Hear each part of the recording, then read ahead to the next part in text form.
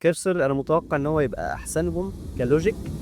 ويند سيرف احسنهم كديزاين، وتري اسوأهم في كل حاجه. السلام عليكم ورحمه الله وبركاته، اهلا بيكم في فيديو جديد. وفيديو النهارده الفيديو المنتظر اللي هنقارن فيه ما بين ال AI agents اللي هنستخدمهم علشان نبني بيهم tools او نبني بيهم مواقع او applications كامله من غير ما نكون عندنا خبره كافيه في الكود. وهنقارن ما بين اشهر ثلاثه. عندنا كيرسر، ده كنا اتكلمنا عنه في فيديو قبل كده. وعندنا Windsurf، وده تبع شركة اسمها شركة كوديوم، دي كانت شركة عاملة AI extension جوه Visual Studio Code، ومؤخرا عملت زي AI agent كامل ليها مبني على Visual Studio Code برضو اسمه Windsurf. وعندنا مؤخرا ظهر منافس جديد وما يستهانش بيه قوي، مبني على Visual Studio Code برضو واسمه تري. وسبحان الله المنافس ده من شركة تيك توك، الشركة المالكة لتيك توك، شركة بايت دانس، هي اللي عاملة البتاع ده كله. فيعني في حوار كبير. فخلونا سريعا نخش في الموضوع. عايز الاول افهمك كام حاجه كده. عايز افهمك الفرق ما بين اي موديل واي ايجنت. ان الاي ايجنت مش الموديل. الموديل ده يعني مثلا تشات جي بي تي، الموقع انت بتخش عليه اللي تخش تتكلم بيه تشات جي بي تي، ده ما اسموش تشات جي بي تي. يعني الموديل نفسه ما اسموش تشات جي بي تي، الموديل نفسه اسمه جي بي تي. عندك جي بي تي 4، جي بي تي 4 او، جي بي تي 4 ميني، جي بي تي مش عارف ايه. ده اسم الموديل، ده الموديل اللي انت بتتكلمه. لكن تشات جي بي تي ده الموقع اللي من خلاله بتكلم جي بي تي. شات جي بي تي يعني كلم جي بي تي، بتتكلم مع جي بي تي. بس ده كده ببساطة. الموديل، يعني الموديل هو الشيء بس ده اللي هو جي بي تي. في موديل تاني اسمه كلود، في موديل تاني اسمه جيميناي. جيميناي ليها موقع بيتكلموا من خلاله. عندك كلود او كلاود او ايا كان اسمه ايه، ليه موقع بيتكلموا من خلاله. ولكن دول في الاول وفي الاخر موديلز. الميزه برضو كلود بيعملها ان كلود مخلي نفسه عباره عن اي اي ايجنت. ايه هو الاي اي ايجنت؟ الاي اي ايجنت ده يعني تول كامله، تول كبيره جدا، ليها اكسس لكذا حاجه، تقدر تعمل كذا حاجه، مش مجرد ان هي ترد عليك بصوره ولا برساله ولا لا، تقدر ان هي تتحكم في حاجات كتير، تنتجريت نفسها حاجات كتير جدا، تتحكم في الجهاز بتاعك، تبني لك ملفات، ترن حاجات. ده كده اسمه اي اي ايجنت. يعني عميل اي اي كده كبير بيقدر ان هو يعمل لك حاجات كتير جدا. ولكن الموديل بيستخدم جوه الاي اي ايجنت. الحاجات اللي احنا هنعرضها دلوقتي كلود او كيرسر، لا كيرسر او ويند سيرف او تري، دول كلهم اي اي ايجنتس بيستخدموا اي اي مودلز. يعني احنا لما نفتحهم دلوقتي، هل انت عندك الاوبشن انك تستخدم جي بي تي؟ هل تري ده كده بتاع تشات جي بي تي؟ لا، تشات جي بي تي قلنا ده اسم الموقع، بس الموديل نفسه اسمه جي بي تي، وقابل ان هو يستخدم بواسطه ناس كتير جدا. تري بيستخدم جي بي تي، وهكذا الحال مع كيرسر ويند سيرف. عندك جيميناي مستخدم، عندك جروك تقريبا، جروك ده بتاع تويتر او اكس يعني مؤخرا. فالحاجات دي اسمها اي اي ايجنتس. هم دول التولز الكبيره اللي هتعمل حاجات كتير جدا، وتستخدم المودلز عشان تعمل الشيء ده. ومن ضمن المودلز دي جي بي تي وكلود وجيميناي وجروك والناس الحلوه دي كلها. فخلونا نخش نجرب الثلاثه باستخدام تيست كده معين. هنديهم كلهم نفس البرومبت، نفس الامر اللي انت بتديه لاي اي اي موديل في الدنيا اسمه برومبت. هنديهم امر ونشوف التلاتة اي اي ايجنتس دول، التلات برامج، هيقدروا يوظفوا نفسهم ازاي، وهل هم بيقدروا يعني انتجريتوا التولز في بعض. احنا هنستخدم في الاغلب نود جي اس واكسبريس عندنا في الموقع اللي احنا هنبنيه. احنا هنبني موقع بالمناسبه، ولما نخش دلوقتي في الشرح هنفهم اكتر ايه هو الموقع، ايه فكرته وكده. فعايزين نشوف ال AI agents دول هل هم عندهم القدرة ان هم يستوعبوا امر. مش هنديله امر كبير قوي، هنديله امر بسيط شويه، بس عايز يشوف هل هيستوعب الامر، هل هينفذه فعلا زي ما هو. مين هيعلي على مين؟ يعني في واحد بيهتم بالديزاين شويه، في واحد تاني لا، هو يا دوبك هينفذ لك اللوجيك ويقول لك توظف الديزاين.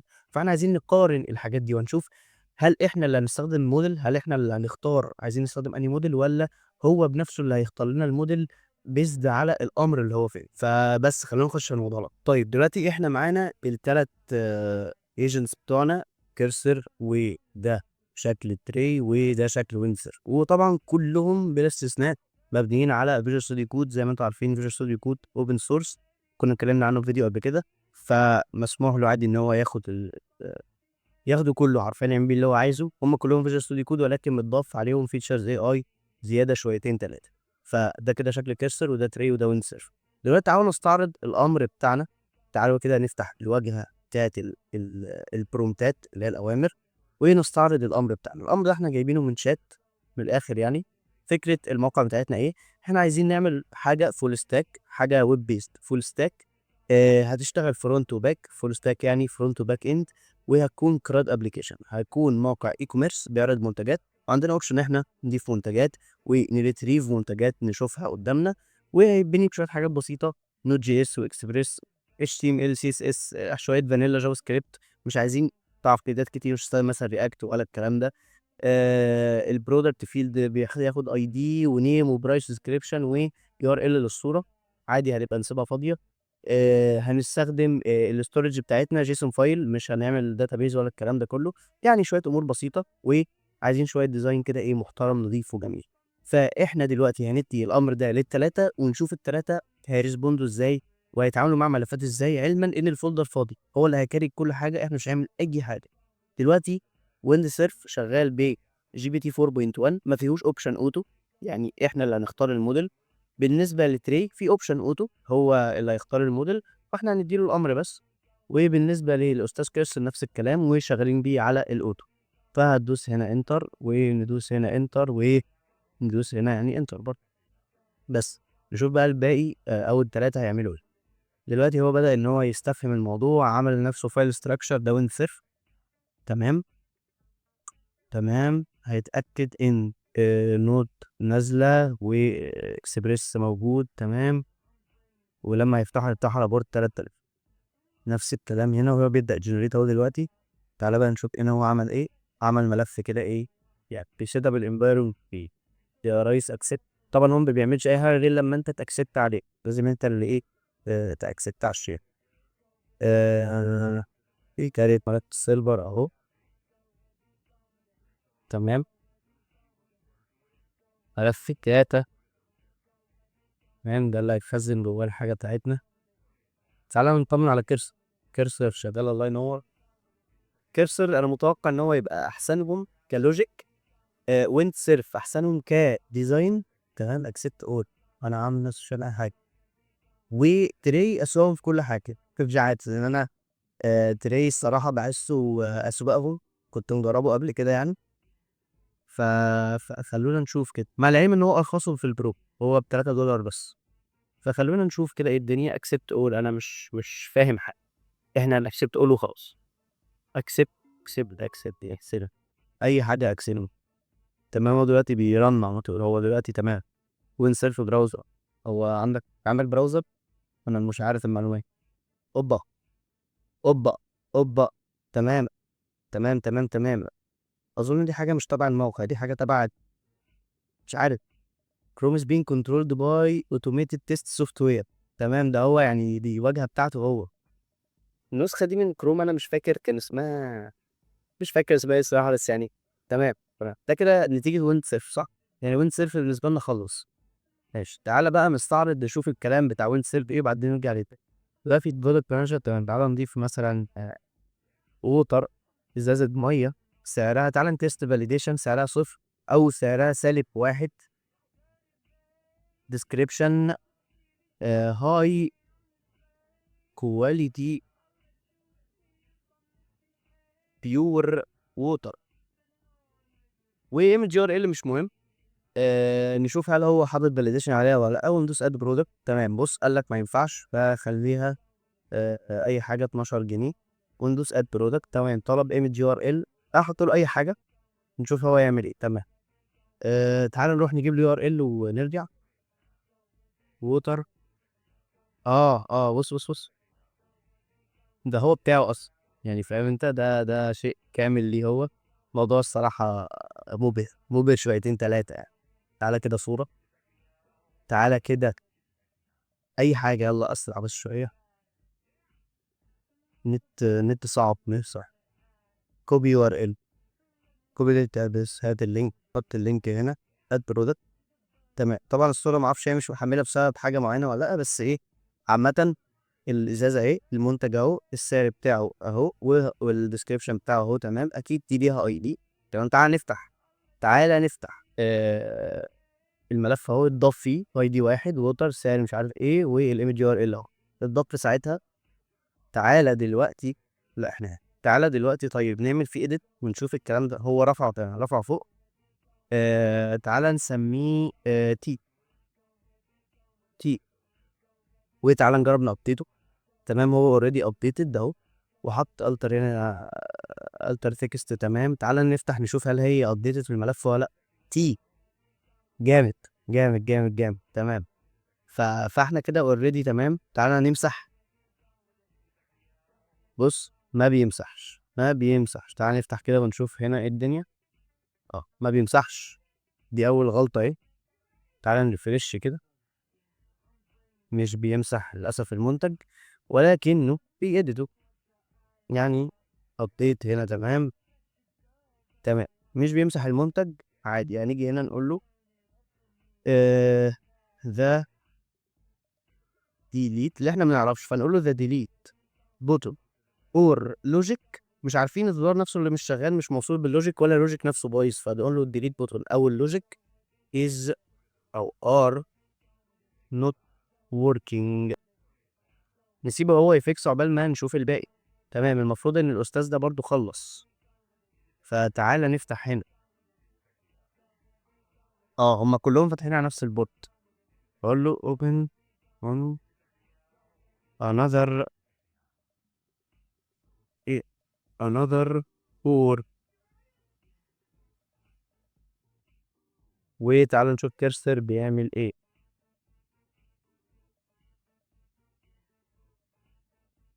هنقفل ده كده عشان بس هما كلهم بيفتحوا على نفس البورت، بيخبطوا في بعض. تمام، هو خلص البيت. برضه هيفتح لي على بورت 3000. اقول له دوز another port. تمام، هو دلوقتي المفروض ان هو صلح. دلوقتي احنا لما قلنا له ان the delete button او logic is not working هيعمل ديباج ويشوف، وبيقعد يتشيك كل ملف ويتشيك كل جزئيه ليها علاقه بيه. تمام، ف تعالى كده نشوف هو عمل ايه للاستاذ. تعالى كده نفتح من فريش تاني، ندوس تيري، مش بيتقلبها. ومن قلب طيب لايك مانجو مانجو مانجو. تمام، بس الديليت is not working. the button uses كذا. the button اللي she made is rendering as كذا. If the button appears but does not or does nothing, there might be JavaScript error back in delete route اهو. This should work if the image potential issues ID initialization string if the backend is. طب ماشي، ما انت تشيك. اوكي، do your check. تعال نشوف هنا ايه الدنيا في run. تمام، هو دلوقتي هيفتحه على بورت 5000 ده تري. تعال نشوف ايه دنيتك يا استاذ استاذ تري.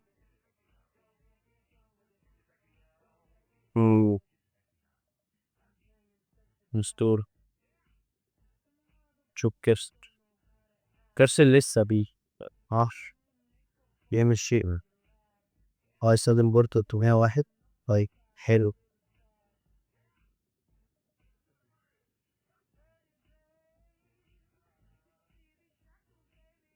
هو اللي يكتب الكوماند برضه، مش احنا. npm start. تمام، فتح على 301. اوه اوه تمام. ده ايه ده؟ ده ضاف منتجات يا ابن اللذينه. بص كرسل يا جدعان، غيب كرسل والله العظيم. لا لا، بس المهم اللوجيك ده بقى شغال. برودكت مش عارف ايه. برضو تعالى نحط ووتش مثلا، ساعة سعرها 300. عايز اتشيك برضو الفاليديشن ديسكريبشن بين 10 ووتش. بس اي حاجه ايمج يو ار ال، اليو ار ال اللي احنا كنا حاطينه لسه موجود بتاع الصوره بتاع الازازه. تمام، تعالى كده نشوف اد ووتش اد برودكت قصدي. بليز فيل ان اول ده ريكوايرد مش عارف ايه. طب ما كلهم مليانين. ممكن الفاليديشن مش شغال. يعني تعالى نقول له 100 كده نقول البرودكت. هو اعتبره فاضي مثلا، هو ضاف ايوه، هو اعتبر البتاع فاضي. هو كده الفاليديشن مسج مش اكتر حاجه يعني توصف المشكله الحقيقيه، بس جامد يعني. تعالى كده نعمل اديت، طلع لي فوق لوحده. تعالى نedit السعر نخليه مش عارف ايه، نخليه ابديت برودكت. السعر اتعمل له بتاع. طيب تيجي نعمل ديليت. تعالى الاول نشوف في ملف في الداتا. تمام اتضاف اهو في الاخر، واتش مش عارف ايه سعرها مش عارف ايه. طيب لو انا دوست ديليت، ار يو شور ونت ديليت؟ يا باشا، اي شور ام شور. اي شور. Are you sure? تمام. اوف، ايوه اتمسحت. كرسر كده كده، كرسر كسب. تعالى نمسح ده كمان. اتمسحت يا باشا، يا باشا كرسر عمي. ويعني هل الموقع ده ريسبونسيف؟ يعني تعالى كده مثلا. يا اخي والله العظيم. بص ريسبونسيف وجامد جامد قوي بجد. جامد. كرسر عمي. بص هو ريسبونسيف في اغلب يعني ده مثلا لو على تابلت مثلا يعني. الصوره بس محتاجه تتظبط، مش مهم. يعني هو الموقع شغال كلوجيك وشغال كل حاجه. تمام كده. انا هقفل كرسر. خلاص، شكرا ليك جدا وحييك على شغلك. تعال نشوف البيت تاني اللي مش راضي يشتغل ده، يفتح لنا على بورت 5000. ونقول له اكسبت. تعالى كده نشوف ايه الدنيا. بيرفكت، ذا سيرفر ناو رانينج اون بورت 5000 ريفيو. يلا بينا. اه يا ابن الذين، ده عنده بقى جواه. بس هو ليه 2023؟ هو ميت. ماشي مش مهم، اقفل ده. شكرا ليك. تعالى نشوف كده ايه الدنيا. تمام، هو الواجهه برضو بتاعته عقيمه شويه. تمام. تعالى كده برودكت نيم مثلا.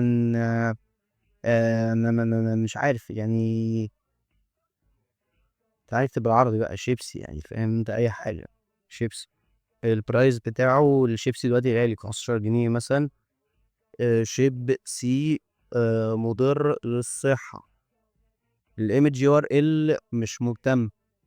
اي حاجه برضه تمام. الشيبسي اتحط. لو عملنا ايديت، فتح لي الحاجه. تعال نسميه آم، بقسماط. بقسو مش عارف بالسين ولا بالصاد، بس هي بقسماط. تعال نابديت للتسقية. ابديت. تمام، بقسماط للتسقية. تعال نفتح ونشوف هل ملف الداتا اتغير ولا لا. بقسماط للتسقية اتحط. تمام. ايه الاي دي الغريب ده؟ ده اوحش اي دي شفته في حياتي. وحش قوي. تعالى نedit. لا احنا خلاص عملنا edit. تعالى نديليت. برضه مش بيدلت. كده كده الاتنين عندهم مشكلة ما في الكده اهو. لا انا عايز افتح الويندو بقى كاملة، الويندو بتاعت انت فاهم. عايز افتح لايك الويندو بتاعت الكده اهو. مم. مش عارف ايه ده. لا ثواني، الديليت شغال بس هو مش شغال هنا. لحظة. يعني ده البراوزر. ده البراوزر. لو انت ضفت المنتج هنا، تعالى كده نروح على ال البرودكت. ايوه. كان في هنا شيء ما. تعالى بس نجيب دي هناك. تعالى نروح هنا. اهو فضي. يعني تعالى بقى نفتح تاني الواجهة بتاعته دي اهي. لو احنا قلنا نضيف منتج اسمه ييجر، مش مهم ييجر ب 12 جنيه، ييجر اي حاجة.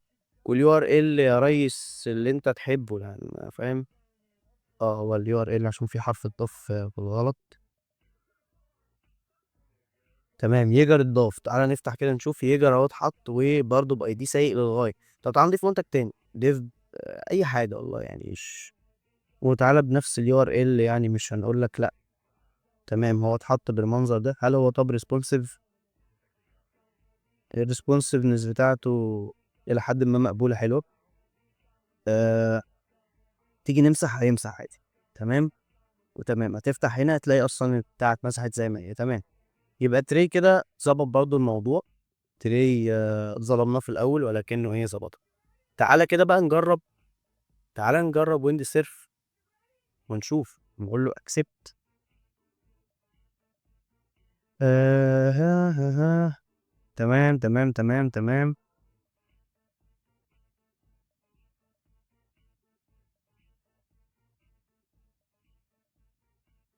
تمام، هو لسه بيedit أصلًا، تمام، accept all.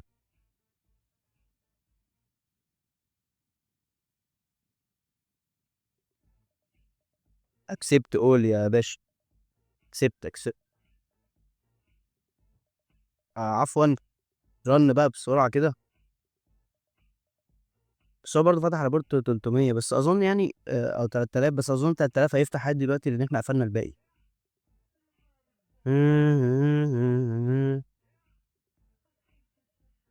تمام run يالّا هاقول له run أنا مش هارن حاجة أهو run يالّا بينا. تمام ده الموقع بتاعه والdelete بتاعك مش شغال أهو. تمام windsurf فشل معانا في الاختبار، فأرجو تكون استفدتوا من هذا الفيديو إن أنتم ما تستخدموش windsurf. استخدموا cursor بجد cursor أحسن واحد فيهم كلّهم. windsurf الفكرة بتاعته غبية شويتين 3، 4.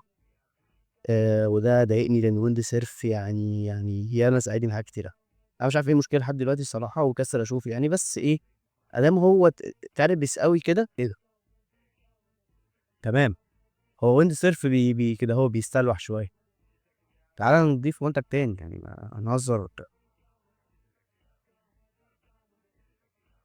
تمام، حلوة الصورة دي. delete refresh هي كده أهو بس بعد كده أهو. عفوًا على هذا الانقطاع. نعود. وهنا هو عنده مشكلة إن هو قشطة هو بيdelete وكل حاجة بس على الrefresh.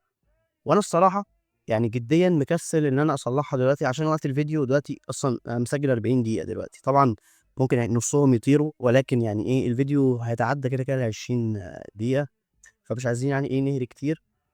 هو يقدر يصلّحها إن شاء الله لو قُلنا له إن هو إيه on refresh ما تخلّيهاش كده لأ، يعني دايمًا خلّيها إيه، أول لمّا ندوس delete على طول الصفحة تrefresh لوحدها والبتاعة تتمسح، مش لازم أنا أعمل refresh لنفسي.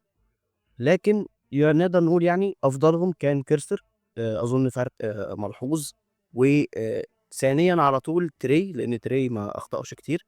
وآخرهم للأسف windsurf. windsurf كان على فكرة يعني تاني واحد على طول اتعمل بعد الكرسر. كرسر قديم جدًا فهتلاقيه أحسن واحد في الاستخدام. وممكن برضه اللي مخلّي فيه عيوب شوية في المو ال في طريقة الاستخدام يعني، إن أنت اللي بتختار الموديل.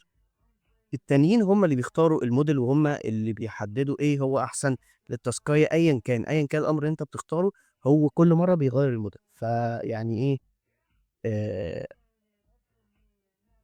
كده. فبس كده، شكرًا لشُفت الفيديو، ولو عجبكم الفيديو ادعس اللايك لو عندكم أي أخبار إيه، لأ أي أفكار يعني أخرى اكتبوها لنا في التعليقات نعملها لكم، وبس كده. أرجو تكونوا استفدتوا وأشوفكم الفيديو الجاي، والسلام عليكم ورحمة الله وبركاته.